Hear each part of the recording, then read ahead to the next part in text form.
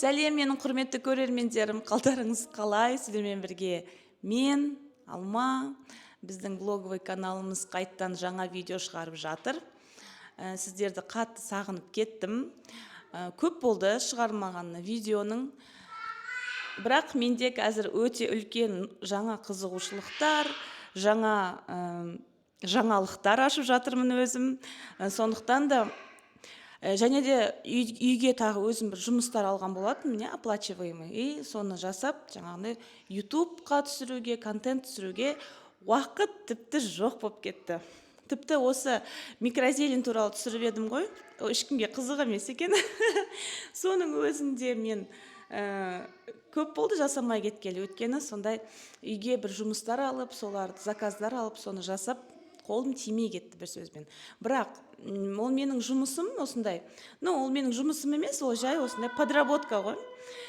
И сол жұмысымды істеп жатып, мен деген енді YouTube'ты өте қатты жақсы көретін болғандықтан, бүкіл информацияны, бүкіл осы әлемнің жаңалық барлығын мен YouTube'тан аламын. Мен ешқандай Instagram, TikTok деген нәрсе маған вообще қызық емес. Сондай короткий видео, анау-мынау, мен өзімді түсінем, қалай ол маған организміма қалай әсер етіп жатқанын білемін да, и ондайды вообще жоламаймын. Бірақ маған өте қатты YouTube ұнайды. И сол жұмысымды істеп жатып, мен жаңағы YouTube'ты қойып қоямын да. В фоновом режиме менде всегда YouTube бар. Мен даже қазір құлағымда наушник. Мен қазір тамақ істейін деп жатырмын. Қазір бізде таңғы 10, таңғы бейли, қалай айтсам болады. 10 сағат қазір балаларын тамақтандырып, азанғы астарын беріп, қазір қайтадан тамақ істеймін, YouTube'ты қайтадан қосып қоямын. Мен жалпы YouTube'аман дейма, солай айтуға болады. Мен сондаймын. И сол жұмыстарымды жасап, YouTube'ымды қосып қойып, мен деген өте көп жаңалықтар өзіме аштым. Ол деген жаңағы не даты? Организмді қалай жасартуға болады, қалай арықтауға болады дұрыс жолмен, мидың жұмысына қалай әсер етуге болады, және де тағы да бұлшық ет неге пайдалы, оны качать ету. Сондайдың барлығын ана жұмысымды істеп жатып, сондай нәрселерді естіп, тыңдап, мен деген өзіме үлкен жаңалықтар аштым, және сол жаңалықтарды мен қазір өзімнің өміріме, отбасымның өміріне осылай уже тығып жатырмын, внедряю прям по полной. Соның кесірінен артымда тұрған аэрогрильді сатып алдым. Менің жаңағы үйдегі істеген жұмысымның ақысына мен аэрогриль сатып алдым. Және де мен, знаете, осы кезген ойлаған жоқпын, бар ғой, сондай нәрсе болатынын үйде. Өйткені менің ойымша ол керек емес нәрсе сияқты болып көрінетін, бірақ мен оны тоже сатып алдым. Жаңағы заработанный ақшама. Ол қазір көрсетемін сіздерге, ол залда тұрған беговая дорожка. Мен беговой дорожкада сатып алдым. Өйткені қазір көріп жатырмын, естіп жатырмын. Даже бар ғой, біздің осы орысша сөйлейтін эксперттер емес, орысша сөйлейтін эксперттер емес. Именно осы қазір деген жақсы болды, автодубляж бар, и ағылшынша эксперттер, Англиядағы, Америкадағы мықты эксперттер бар екен.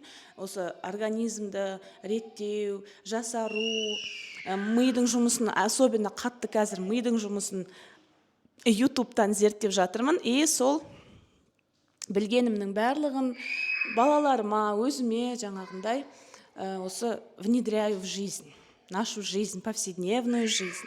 Соның салдарынан, жаңағы білген білімдерімнің салдарынан мен қазір үйдегі бүкіл менюді, біздің жеп жатқан тамағымыздың барлығын қопарып, ауыстырып жатырмын. Балалардыкін енді өзімдікін бірінші, сосын балалардыкін қазірді тоже уже ауыстырып жатырмын. Керемет эффект беріп жатыр. Жаңағы беговая дорожканы да жасап жатырмыз. Неге оны алдым? Мен оны келесі видеода, осындай короткий видео ғып түсіріп берейін. Сондықтан да мен осылай көп видео түсіре алмай, өте занят болғандықтан солай шыға алмай қалдым. Так, мен хиджаб киген жоқпын. Просто мен мынандай бір зат сатып алдым да. Бір жерден көріп қалдым, бір инстаграмды ашсаң сол ғой, бір нәрсе сатып аласың. Мынандай бір ободок сияқты нәрсе да. И мынандай нені матаны ұстап тұрады басыңда. Сондай сатып алғам ғой, и жақсы екен да. Орамалды таққым келген жоқ, и осындай сіздерге шыға салайын дедім. А так мен орамал тағамын. Мынау просто удобно да, өйткені мына басыңдағы орамалың түсіп қалмайды жаңағы ободоктан. И сондықтан да міне кішкене басқаша стиль болсын деп осылай шықтым. Так, ол туралы айттым. Қазір менде күнделікті рутина басталады. Әрине осы жаңалықтардан кейін, осы обновлениеден кейін біздің менюда, біздің жалпы лайфстайлымызда, бізде қазір кішкене даже ментальное здоровье, біздің менің дейінші, мен өзім туралы айтам, менің жаңағы көз қарастарым әр нәрсеге күнделікті істеп жатқан жұмыстар ғой, енді үйдегі хозяйственный жұмыстар, но соған көз қараста өзгере бастады. Менде үлкен энергия келе бастады.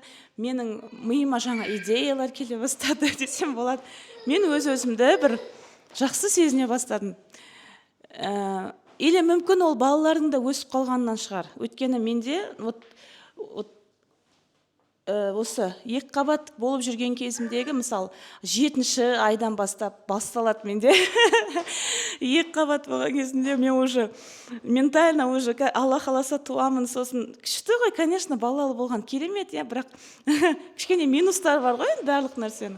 И сол кезде уже мен түнде дұрыс ұйықтай алмауым мен үшін үлкен стресс.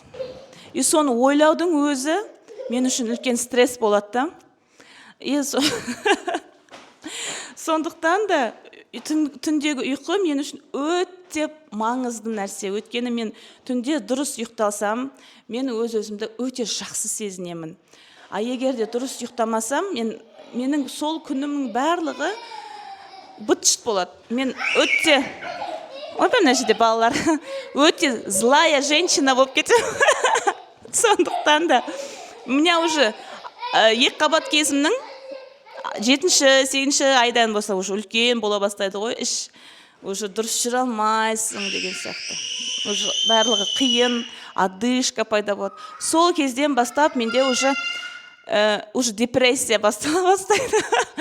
Оны деген после родовой депрессия, менде предродовой депрессия басталып кетеді сол кезде, короче. Азира неха бар, ойнай ғой жан, бар. И сол депрессия менде азаяды, когда бала уже жақсы ұйықтай бастайды, түнде мені оятпайды.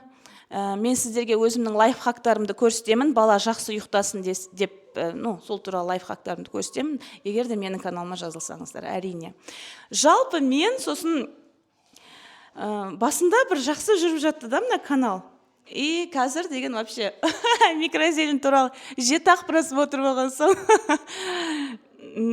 кішкене қызық емес болып қалғандай болды, бірақ қазір мен енді начала, вот прям, не начала, да, вот, оказывается, вот, айтып тұрмын ғой, жаңалықтар көп білген. Соның бірі, адамдармен көп сөйлесу керек екен. Мен өзіммен өзім өте адамдармен сөйлесуді, олай, общение жағын өте бір кедей адаммын да. Маған ұнамайды олай просто так сөйлесе беру, болмайтын бос сөзді айту, біреудің бір нәрсесін тыңдау деген сияқты ше.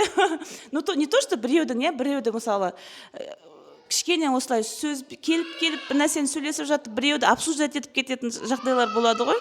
Сондай нәрселерден қатты қорқам да, и тағы да мен енді Айнұр Тұрсынбаеваның несінде де болдым, жаңағындай марафондарында да болдым, қатыстым, және өте маған миыма қалып қалған нәрсе ол тәкаппарлық. И сол тәкаппарлық болмау үшін менде всегда триггер.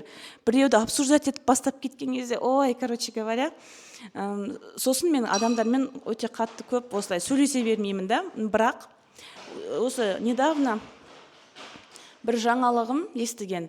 Ол адамдармен өте көп коннектиться ету керек екен. Ол не үшін керек? Ол жалпы мидың жақсы жұмыс істеу үшін керек. Жалпы менде неден басталды ондай? Ми туралы қызығу, өйткені менде прям өзім байқап жүрмін. Баланы туған сайын, үйде отырған сайын, менің миымның жаңағы кішкене или көп сөйлеспеген соң ба, или мен мысалы видео жазбаған соң ба, я вот замечаю, когда я вот, например, разговариваю на камеру, камераға бір нәрсе айтып отқан кезде мен кейбір сөздерді ұмытып қалам. Ұмытып қалмаймын мен оларды, знаете, мен кейбір сөздерді орысша айтып қоямын да, и қазақшасын кейде еске түсіру бір еске түспей кетеді. Меня это напрягает. Мені ол кішкене, көрдіңіздер ма? Напрягает. Қалай болады қазақша? Кішкене мені сол қорқытпайды, но напрягает, короче. И сондай сөздерді мен неге осылай ұмытып қалам? Ну, не то, что ұмытып қалам, естен шығып кетеді, кішкене уақытқа. И сондай бір запроспен мен, короче, миды зерттей бастадым. И, короче, миға көп керек нәрселер бар екен, мен олардың ешқайсында жемейді екенмін, ешқандайсын мимен жұмыс істемейді екенмін. И қазір мен соны қолға ала бастадым. Соның бір шарты, сол мидың жақсы істеуіне, ол адамдармен осылай сөйлесу, адамдарға бір нәрсені айтып беру. Сондықтан да мен осы видеомды енді жалғастырам, каналдарымды жалғастырам. Кезінде мен үлкен каналымды бізде өте қатты сондай финансовый ақша жетпейтін кез болды ғой. Сол кезде сол каналымды бастағанбыз. Оған даже кредитқа мықты камерада сатып алғанбыз, ойбай біз блогер боламыз деп. Но Аллаға шүкір, камераның да ақшасын барлығы қайтты ол каналымнан. Альхамдулилля, бірақ қазір ол каналымда әлі тиіспей тұрмын, өйткені білмеймін не шығаратынымды. Оған мен ағылшынша видеолар шығарғым келеді, өйткені ол каналдың ниеттеніп шығарған, ол ақша алып келсін деп ниеттеніп шығарылғанда, ал осы канал, әртүрлі влогс канал, ол уже міне, альхамдулилля, ондай қатты запрос жоқ. Ну, бар әрине, я хочу иметь свои деньги, мен домохозяйкамын үйде отырған, өте күшті, бірақ ең бастапқы очередь бұл енді бір қызығушылық, хобби ретінде ашып отырмын осы каналымды. Және де осы каналыма мен енді постараюсь, Айзере қойшы, постараюсь көп видеоларды шығаруға, бөлісуге. Өткені қазір менде өзім жасап жатқан нәрселер өте көп, және де сол жасалып жатқан нәрсемен мен адамдармен бөліскім келеді. И жаңағы айтқанымдай адамдармен сөйлесу керек екен. И мен сіздермен бірге сөйлесейін деп тұрмын. Сол, достар, егер де сіздерге осы видео ұнаса, жалпы шолу видео, мен ендігі видеоларымда не түсіретім сіздер түсінген шығарсыздар. Ол көбінесе сол лайфстайл біздің, және де сол лайфстайлда мен қандай өзгертушіліктер орнаттым, неге бізге денсаулығымызды өте қатты қорғау керек, соның барлығы туралы, короче, болады. Не то, что денсаулық, но и біздің күнделікті өміріміз. Солай, достар. Пока-пока. Егер де сіздерге ұнаса, маған лайк қойып қойыңыздар. Ұнамаса, дизлайк қоя салыңыздар. Әкелді, шешін.